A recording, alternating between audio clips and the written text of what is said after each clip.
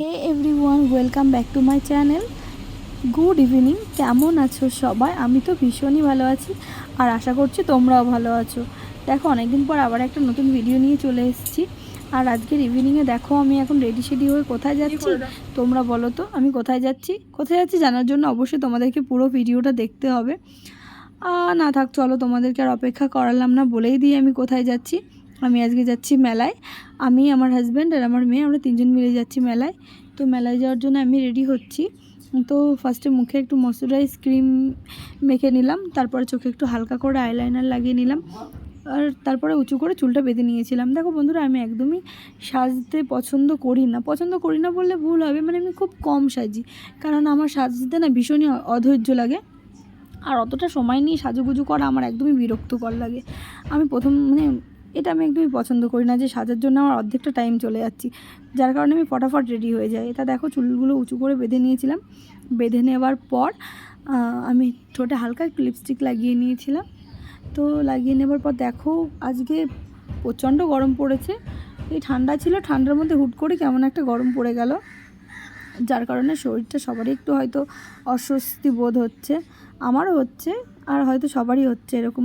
হুট করে ঠান্ডার মধ্যে গরম পড়ে গেলে একটু অস্বস্তি তো হবেই না। তো দেখো, আমার নাকের মধ্যে কী একটা হয়েছে, জানি না এটা কবে সারবে। অনেক দিন হয়ে গেল এটা নাকে হয়েছে, আমি ডাক্তার দেখিয়েছি, ওষুধ খাচ্ছি, তো দেখি কবে সারে। এই বন্ধুরা দেখো, আমি মেলায় চলে এসেছি। তো অনেক দিন পর এরকম মেলাতে আসতে পেরে আমার ভীষণ ভালো লেগেছে। আমরা তিনজন এসেছিলাম, আমি, আমার মেয়ে আর আমার হাজব্যান্ড, বললাম তো তোমাদেরকে আগে। তো আমাদের বাড়ি থেকে মেলায় আসতে ওই প্রায় 5 থেকে 7 ঘন্টা এই 7 মিনিট মতন সময় লেগেছিলো। 5 থেকে 7 মিনিট মতন সময় লেগেছিলো আমাদের বাড়ি থেকে মেলায় আসতে। খুব কাছেই মেলাটা, আর মেলাটা ভীষণই ছোট ছিল।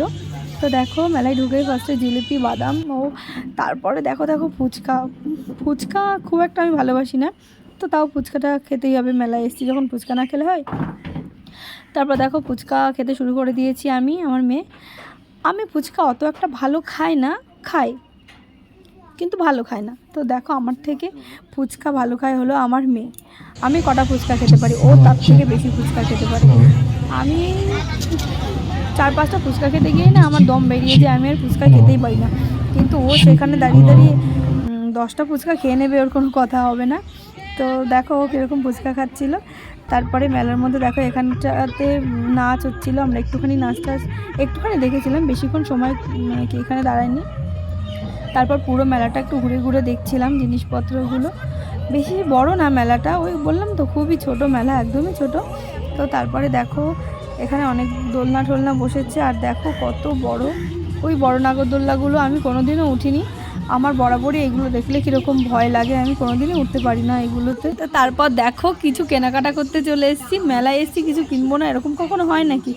তারপর এখান থেকে কটা প্লেট কিনলাম। তো কেনার থেকে ঘাটাঘাটি করি বেশি আমরা মেলায় গিয়ে, মানে জিনিসগুলো সব দেখলেই মনে সব কিনে নিই। তারপর দেখো, বাদামের দোকানে চলে এসেছি। বাদাম কিনবো না এরকম তো হতেই পারে না, বাড়ির জন্য বাদাম নিয়েছিলাম।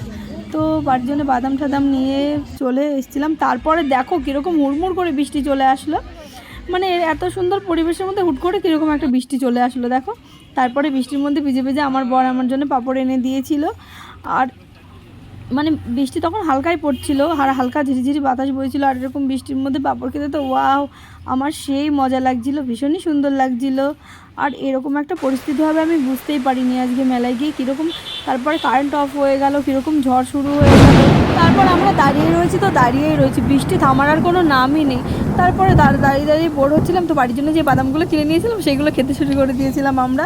এরকম একটা পরিস্থিতি হবে ভাবতেই পারিনি, অনেকক্ষণ বৃষ্টি হয়েছিল। তারপর দেখো, ভীষণ খিদে পেয়ে গিয়েছিলো, অনেক কষ্টে একটা চাউমিনের দোকানে এসেছিলাম। চাউমিনের দোকানে ঢোকার পরে সেই দেখি কারেন্ট অফ, সেই কারেন্টটা আবার চলে গেল। কারেন্ট চলে গেছিলো, তো অনেক কষ্টে চাউমিনটা খেয়েছি, খাওয়ার যেই শেষ হয়ে গেছে তখন অমনি কারেন্ট চলে এসেছে। এটা ভাবা যায় বলো? এই মেলা ঘুরে তো বাড়ি চলে এসেছি, অনেকক্ষণ হয়ে গেছে। দেখো, এখন রাত প্রায় 12টা বাজে, আর আমরা বাড়ি এসেছি অনেকটা সময় হয়ে গেছে। বাড়িতে এসে দেখি কোনো কারেন্ট নেই, পুরো ঘুটঘুটে অন্ধকার। তো আস্তে আস্তে চোরের মতন বাড়িতে এসে ঢুকলাম, অন্ধকারের মধ্যে কিছুই দেখতে পাচ্ছিলাম না। মোবাইলে টর্চ জ্বেলে ঘরে ঢুকে তারপরে ফ্রেশ হয়ে নিলাম। আর রাত্রে সেরকম একটা খাওয়া দাওয়ার কোনো ইচ্ছা নেই। আর আজকে মেলায় গিয়ে যা পরিস্থিতি হলো, একদমই আশা করিনি এরকমটা। তো আজকের ভিডিওটা এখানেই শেষ করব। আমাদের ভিডিও যদি তোমাদের ভালো লাগে অবশ্যই আমাদের চ্যানেলটিকে সাবস্ক্রাইব করে দিও এবং আমাদের পাশে থেকো। তো গুড নাইট, আবার দেখা হবে পরবর্তী কোনো ভিডিওতে। টাটা।